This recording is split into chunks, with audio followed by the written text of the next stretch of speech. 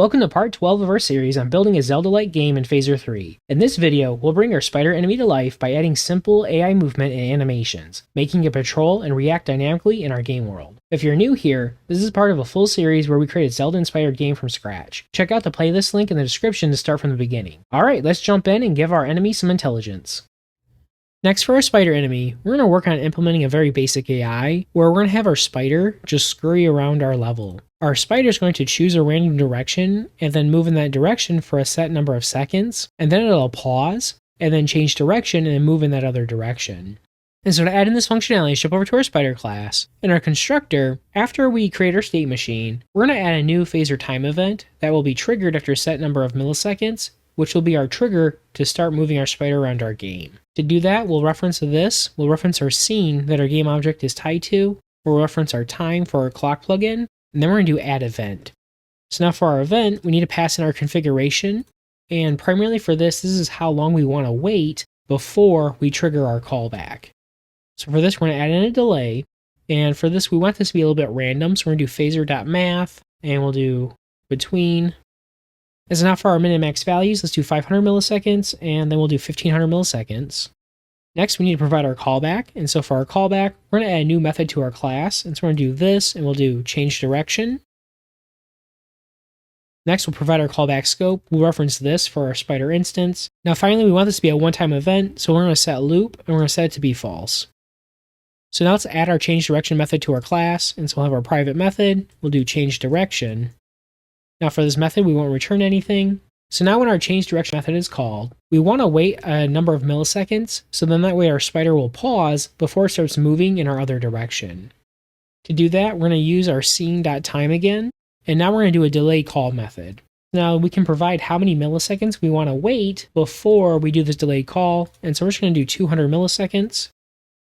And now in our callback, now we want to choose a random direction to have our spider move. Let's make a new variable to keep track of that. So we'll do const, we're going to do random direction, we're going to set equal to our phaser, and we're going to do math.between again. And now we want to choose a value between 0 and 3, and then these are going to refer to our directions. And so now we just need to check that value, and depending on that value, we need to set that direction for our spider. So we're going to do if, we're going to do our random direction, if it's equal to 0, then we want to move in our up direction. So to actually have our spider move in our scene, we need to use our controls component that's tied to our game object instance. So we're going to do this.controls, we'll do is up down, and we're going to set this to be true. So what we're doing here is for our spider game object, we just have our generic input component. That generic input component allows us to control which direction our game objects will move by setting our values directly on our controls. So for our player, we have our keyboard that our player is going to provide input to and move our game object around. One way to think of this is our simple AI is using a pseudo keyboard to move our enemy game objects around our scene, and we just do that by controlling our directions through our code. So now for our random value, when it's 0, we're just going to say, hey, our spider is going to move in the up direction. Now we want to do the same thing for our other values, so I'm just going to copy this logic here, and we're just going to do else if. And then finally we'll have else, and now we just want to do our other direction. So now we just want to do our values, so we'll have 1, we'll have 2, and then finally if it's 3, we go in our other direction. So now we'll do is up down, we'll do is right down, we'll do is down down, and then we'll do is left down.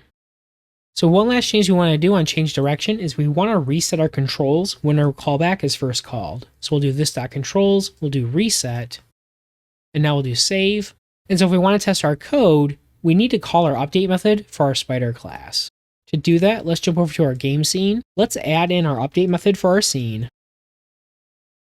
And now we just need to store a reference to our spider so we can call our update method on our game object instance. So let's come out to the top of our class. We'll add in spider. Let's store our reference. So we're going to do this. We'll do our spider is equal to our new spider. Now let's do this. We'll do our spider and we'll call update. Alright, so if we save our changes, let's refresh in our browser. What we should see is eventually our spider should choose a random direction and start moving in that direction. If we refresh, we should see another direction being provided.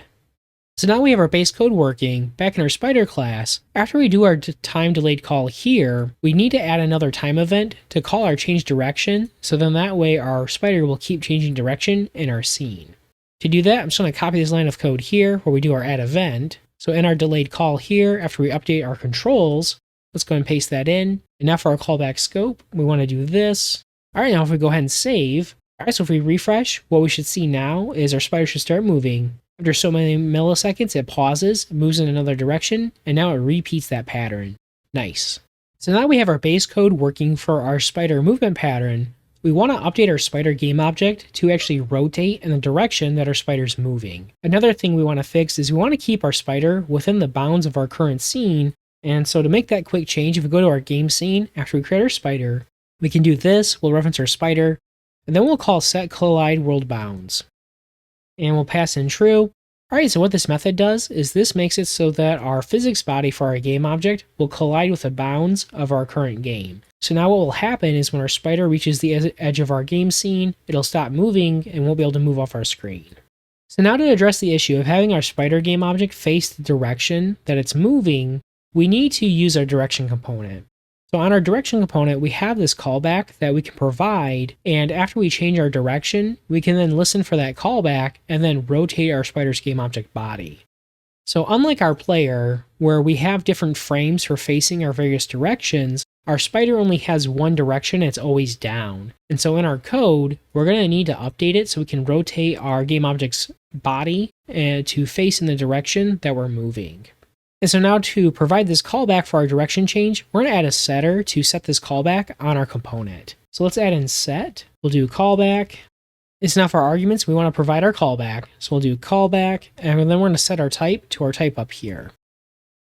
And now we can just do this. We'll do our callback. It's going to be equal to the callback that was provided. Now back in our spider class, now we can register a callback for when that happens. So we can reference our direction component.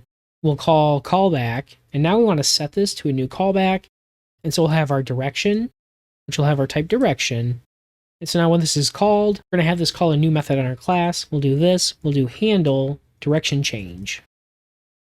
And then we'll pass in our direction. So now in our class, let's add in that new method. So we're going to do handle direction change.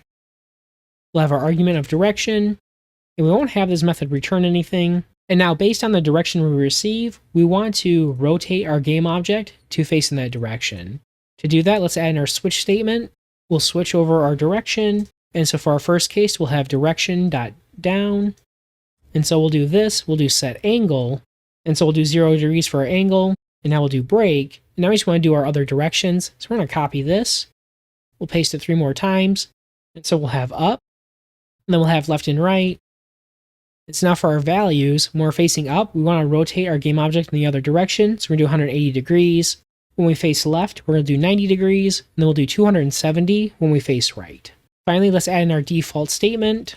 For this, we'll do our exhaustive guard, and we'll do direction. So now if we save, we come back over to our game, we should see as soon as our spider starts moving and we change our direction, our spider now faces in that direction. Much better.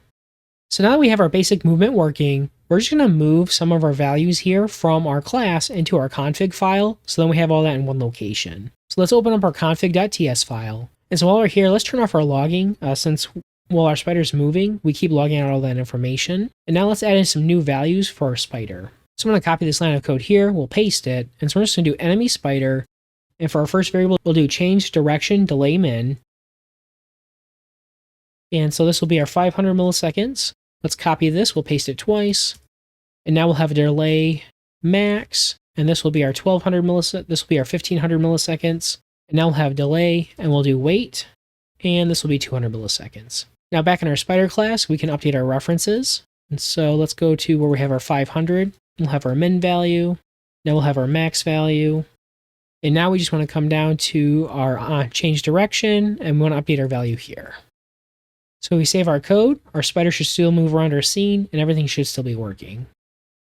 That's it for this part of the series. If you found this helpful, be sure to hit the like button. It really helps out the channel. And if you're following along, make sure to subscribe and turn on notifications so you don't miss the next video. If you have any questions or want to share your progress, drop a comment below. I'd love to hear from you. Alright, thanks for watching, and I'll see you in the next one.